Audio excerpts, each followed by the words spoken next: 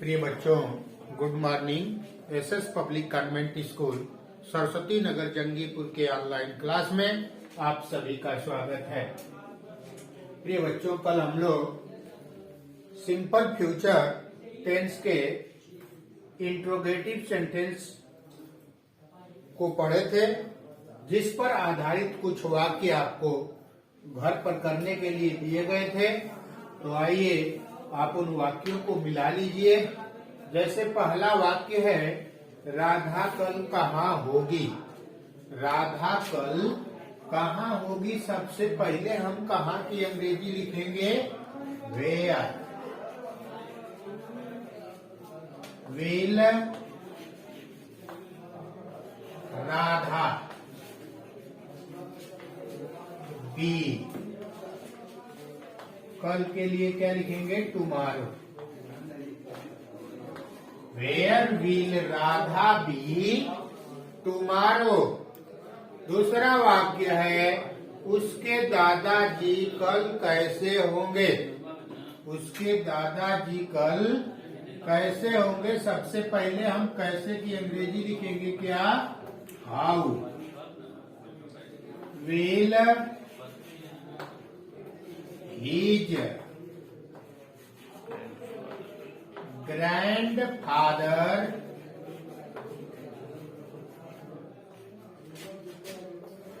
be. How will his grandfather be tomorrow?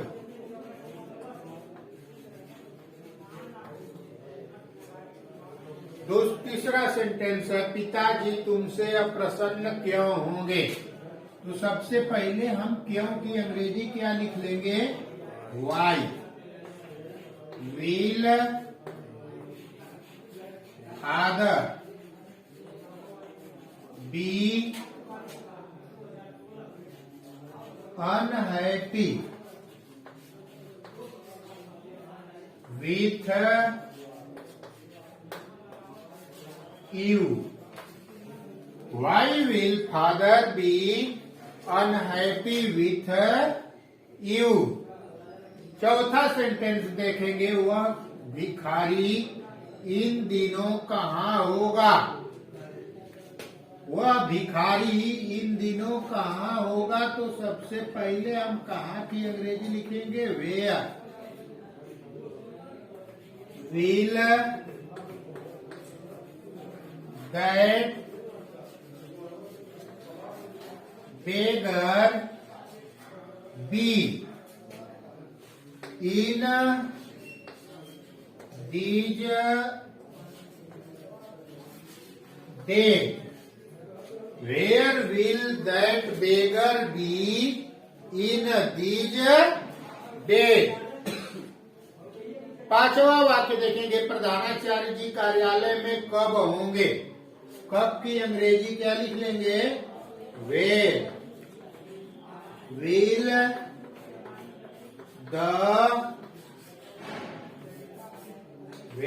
will the principal be in the office. When will the principal be in the office.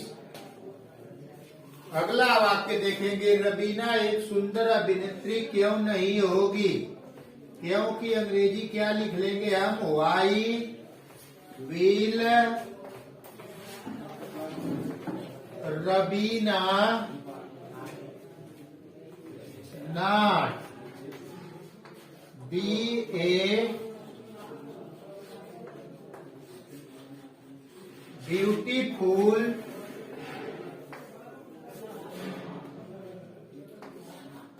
Actress. Why will Raveena not be a beautiful actress, ACTRESS। तो आप इन वाक्यों को मिला लिए होंगे। हमें विश्वास है कि आपके सभी वाक्य सही होंगे। तो बच्चों, पीछे की वीडियो में हम लोग फ्यूचर इंडेफिनिट टेंस के नियम लिखाए गए थे और कुछ उस पर वाक्य भी दिए गए थे, कई दिन बोले गए थे, आप उनको लगाए थे। पुनः हम फ्यूचर इंडेफिनिट टेंस पर वापस आते हैं। जैसा उसका पहचान बताया गया था कि मुख्य क्रिया के अंत में, किसी भी वाक्य के मुख्य क्रिया के अंत में क्या होगा? गा गे गी। क्या होगा? गा गे गी होगा। तो उसे हम क्या कहते हैं? फ्यूचर इंडेफिनिट टेंस कहते हैं। अब इसके जो अनुवाद बनाने का नियम होता है, स्ट्रक्चर होता है, सबसे पहले हम सब्जेक्ट लिखते हैं, इसके बाद विल और शैल, आई और वी के साथ हम शैल का प्रयोग करते हैं और शेष अन्य कर्ताओं के साथ विल का प्रयोग करते हैं, प्लस इसके साथ मुख्य क्रिया का हम फर्स्ट फॉर्म लिखते हैं। तत्पश्चात ऑब्जेक्ट आदि लिख करके फुल स्टॉप का प्रयोग करते हैं। यह साधारण वाक्य का स्ट्रक्चर है, अफर्मेटिव सेंटेंस का स्ट्रक्चर है। जैसे आप देखेंगे एग्जाम्पल में कि राधा कल विद्यालय जाएगी। चूंकि ये पढ़ा दिया गया है, पुनः मैं सिंपल फ्यूचर पढ़ाने के बाद आपको पुनः फ्यूचर इंडेफिनिट टेंस पर लेके आया हूँ, इसलिए आप पुनः इसको देख लेंगे। जैसे राधा कल विद्यालय जाएगी, तो सबसे पहले इसमें सब्जेक्ट क्या है? राधा। क्या है? राधा है। अब जाएगी, जाना मुख्य क्रिया है, तो जिस वाक्य के मुख्य क्रिया के अंत में गाएगी होता है उसको हम फ्यूचर इंडेफिनिट टेंस कहते हैं। तो यहाँ पे राधा सब्जेक्ट है और यह थर्ड पर्सन सिंगुलर नंबर का सब्जेक्ट है, इसलिए इसके साथ हम क्या करेंगे? विल का प्रयोग करेंगे। आप हमेशा याद रखेंगे कि आई और वी के साथ शैल का प्रयोग होता है तथा शेष कर्ताओं के साथ विल का प्रयोग होता है, इसलिए यहाँ पे राधा के साथ हम किसका प्रयोग करेंगे? विल का। और मुख्य क्रिया क्या है? फर्स्ट फॉर्म लिखेंगे जाना की, तो गो हो जाएगा। राधा विल गो। कहाँ जाएगी? विद्यालय, टू द स्कूल। और फिर कल के लिए क्या लिखेंगे? टुमारो।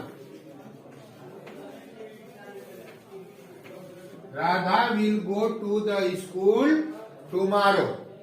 दूसरा वाक्य आप देखेंगे, हम इतिहास पढ़ेंगे। तो हम की अंग्रेजी क्या होती है?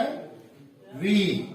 और फिर इसके साथ यह फर्स्ट पर्सन का प्रोनाउन आई और वी है, इसलिए हम इसके साथ किसका प्रयोग करेंगे? शैल का प्रयोग करेंगे।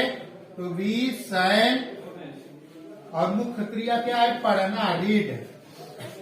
We shall read history.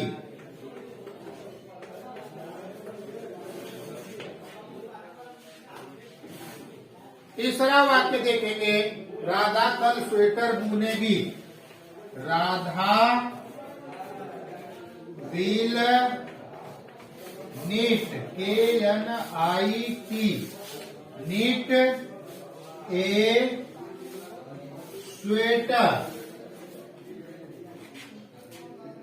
Tomorrow.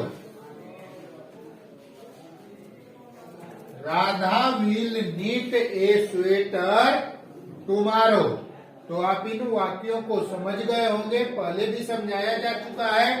तो अब आप इन्हीं पर आधारित कुछ होमवर्क नोट करेंगे, तो नोट कर ले इनको।